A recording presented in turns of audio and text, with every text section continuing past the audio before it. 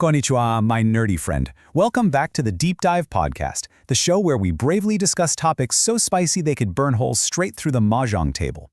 I'm your host, the humble microphone samurai, diving into international politics, even though the closest thing I've conquered recently is a family-sized bag of senbei. But hey, no shame, nay? We take victories where we can.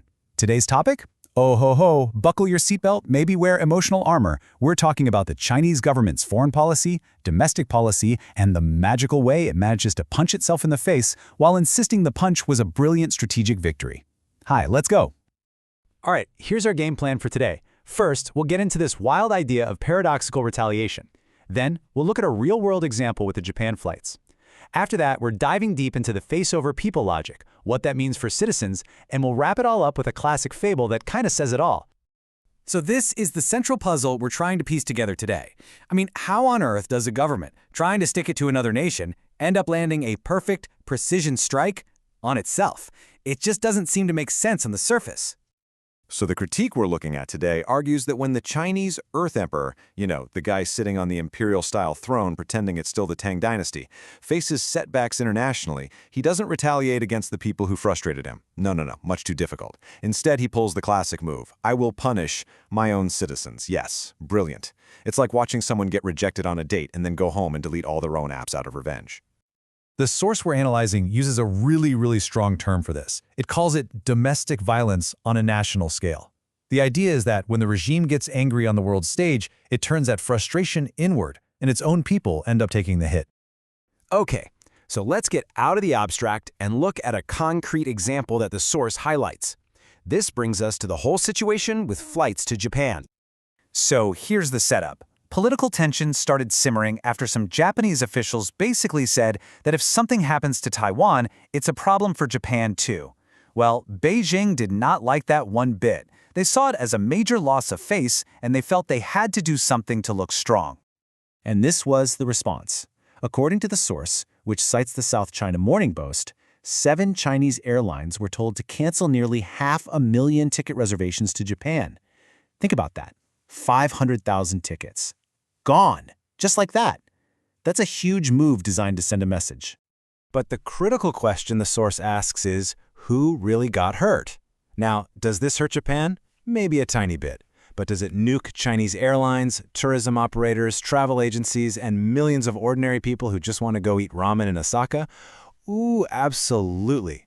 Precision strike. Very accurate. 100% self-inflicted. And this chart just lays it out so clearly. You see that little bar for the impact on Japanese tourism? A little sting, maybe. But then look at the massive bars for China's own aviation industry and travel sector.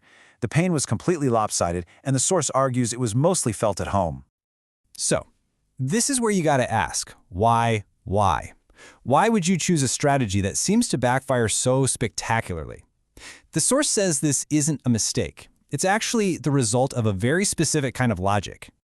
And it all comes down to this: face, economy, power, people.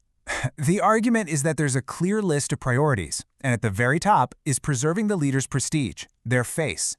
Demonstrating strength and retaliating against insults is everything.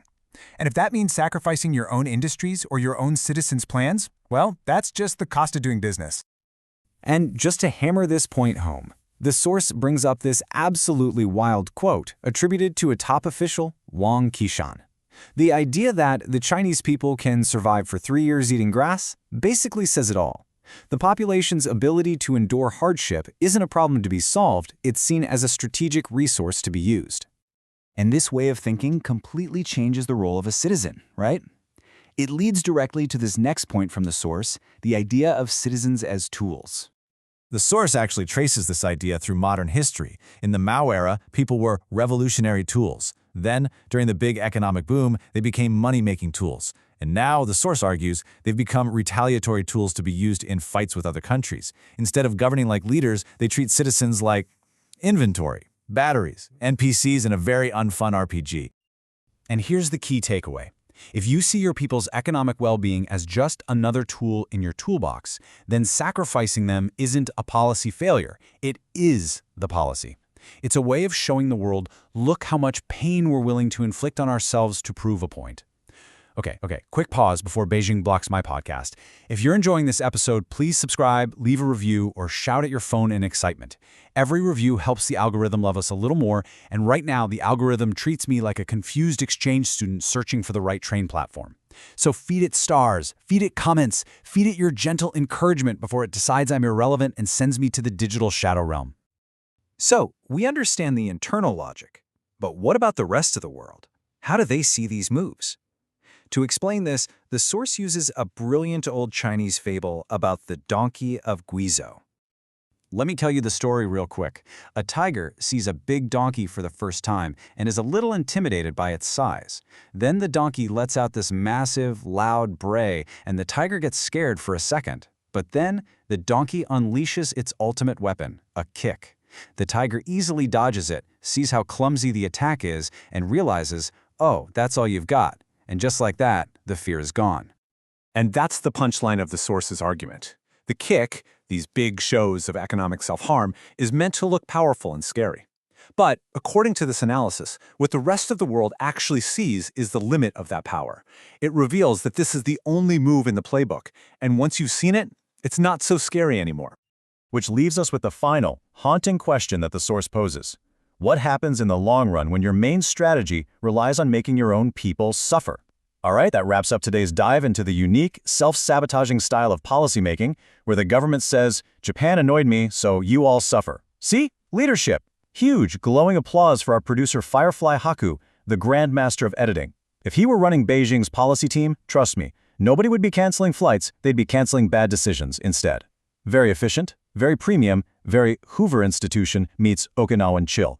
And thank you, Yada, and everyone listening today. You make this show worth doing, worth laughing over, and worth staying up too late writing scripts while eating kombini snacks. Until next time, Jane, stay curious, stay sharp, and always remember, don't punch yourself in the face and call it strategy. Mata ne.